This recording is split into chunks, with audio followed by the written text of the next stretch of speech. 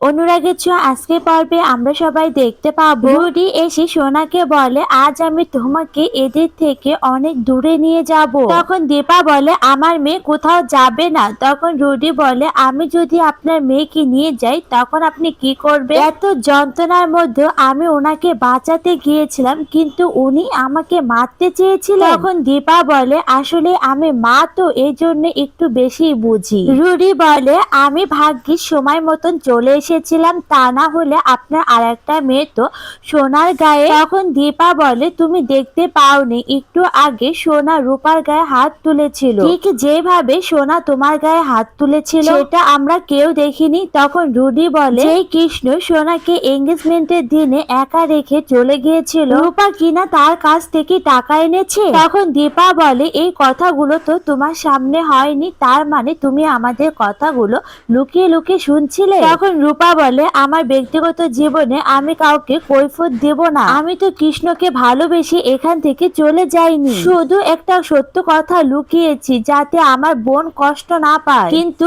আজকে সোনার অনেক বিপদ। তখন উর্মি বলে তোরা সব সময় বিপদ বিপদ কেন করছিস? আর ঠিক তখনই রুডির মা এসে সবাইকে বলে আজ আমার ছেলের বউকে এখান থেকে নিয়ে যাব। দীপা বলে আমার মেয়ে কোথাও যাবে না। তখন রুডির মা বলে হিন্দু শাস্ত্র মতে মেয়েরা তো বিয়ের পরে শ্বশুর বাড়িতে চলে যায়। দীপা সোনাকে বারবার বোঝানোর চেষ্টা করে তুই বোকামো করিস না, দুদিনের আলাপে একটা মানুষকে এতটা চেনা যায় না। তখন সোনা বলে তুমি একটা বিবাহিত প্রাপ্তবয়স্ক মেয়েকে তোমার বাড়িতে আটকে রাখতে চেয়েছো, আমি কিন্তু আইনের সাহায্য নেব, আর সত্যি কথা বলতে আমি তোমার থেকে মুক্তি চাই। তখন সূর্য বলে তুমি রূপার জীবনটা দেখো, আমি না হয় সোনার জীবনটাই দেখলাম। তারপর সোনা আর রুডি সবাইকে প্রণাম করে কিন্তু দীপাকে সোনা প্রণাম করে না। তখন রুডি বলে আপনি আপনার মেয়েকে আশীর্বাদ করেন।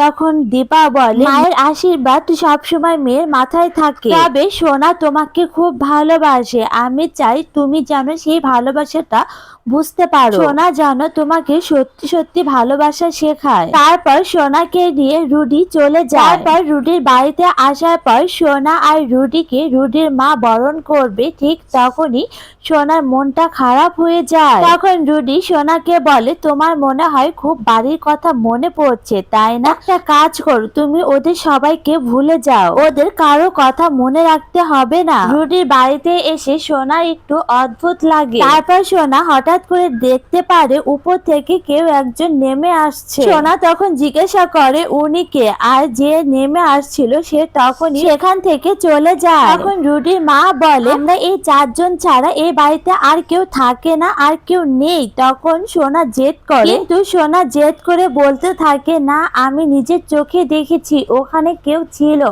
তখন রুডির মা চিৎকার করে সোনার উপর বলতে থাকে আমি বলছি না ওখানে কেউ নেই। তখন রুডির মা নিজেকে সামলে নিয়ে বলতে থাকে আরে তুমি কি ভয় পেয়ে গেলে না? তারপর রুডির মা রুডিকে বলে তোর বউ তো খুব ভয় পায়, তোর এতদিন পর আমরা সবাই এত হাসলাম কিন্তু দেখ তোর বউর মুখে কোনো হাসি নেই। তখন সোনা মনে মনে ভাবতে থাকে আর বলতে থাকে আমি এখানে এসে আমার প্রচন্ড ভয় করছে, আমার মুখে হাসি আসবে কি করে। অন্যদিকে দীপার হাত পুড়ে গেলে তখন সূর্য বলে তুমি এত দুশ্চিন্তা করো যে। তখন দীপা বলে আমার মেয়েটা জেনে শুনে এত বড় ফাঁদে পা দিয়েছে, আমি আমার মাথা ঠিক রাখতে পারছি না।